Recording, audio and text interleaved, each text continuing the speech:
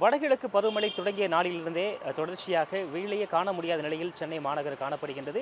இன்றைய தினம் தீபாவளி திருநாள் என்பதால் காலையிலேயே புத்தாடை உடுத்தி பட்டாசு வெடிக்கலாம் என காத்திருந்த மக்களுக்கு பல இடங்களில் இந்த மிதமான மழை என்பது இயற்கையும் தன் பங்கிற்கு ஒரு வெடியுடன் கூடிய தீபாவளியை வழங்கி வருகின்றது. மக்களுக்கு பல இடங்களில் மிதமான மழை, இந்த கடற்கரை ஓர பகுதிகளிலிருந்து நகரக்கூடிய மேகக்கூட்டங்களால் பல இடங்களில் மிதமான மழை என்பது பதிவாகி வருகின்றது. மயிலாப்பூர், திருவிழிக்கேணி, சேப்பாக்கம், அதே போல வேளச்சேரி உள்ளிட்ட பகுதிகளில் மழை என்பது பதிவாயிருக்கின்றது.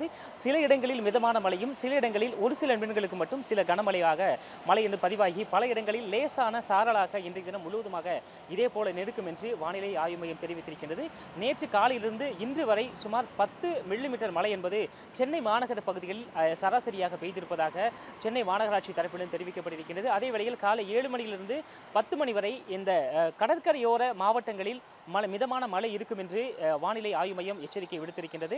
சென்னை, விழுப்புரம், செங்கல்பட்டு, அதே போல பாண்டிச்சேரி, காரைக்கால், திருவாரூர் உள்ளிட்ட மாவட்டங்கள், அதே போல ராமநாதபுரம் உள்ளிட்ட இந்த கடற்கரை மாவட்டங்களில் காலை 10 மணி வரை இந்த மழை தொடர்ச்சியாக மிதமான மழை இருக்கும் என்று கூறப்பட்டிருக்கின்றது. பல இடங்களில் மழை என்பது மிதமான மழையாக பதிவாகியிருக்கின்றது. நாளைய தினம் இந்த சராசரி மழை அளவு என்பது நேற்றைய தினம் சுமார் 10 மில்லிமீட்டராக இருந்தது. இன்றைய தினமும் இதே போல நேற்று போலவே லேசான சாரல் மழையாக முழு நேரமும் இந்த பகல் நேரம் முழுவதுமாக சாரல் மழை இருக்கும் என்று வானிலை ஆய்வு மையம் தெரிவித்திருக்கின்றது. பல இடங்களில் மழை பெரும்பாலும் விட்டிருக்கின்றது. சில இடங்களில் விட்டு விட்டு தூறலாக பெய்து வருகின்றது. எனவே அவ்வப்போது இடைவெளி நேரங்களில் மக்கள் தங்களுடைய தீபாவளி கொண்டாட்டத்தை நடத்திக் கொள்வதற்கான நேரம் கிடைக்கும். இதே போல இந்த நாள் முழுவதும் இருக்கும் என்று வானிலை ஆய்வு மையம் தகவல் தெரிவித்திருக்கிறது.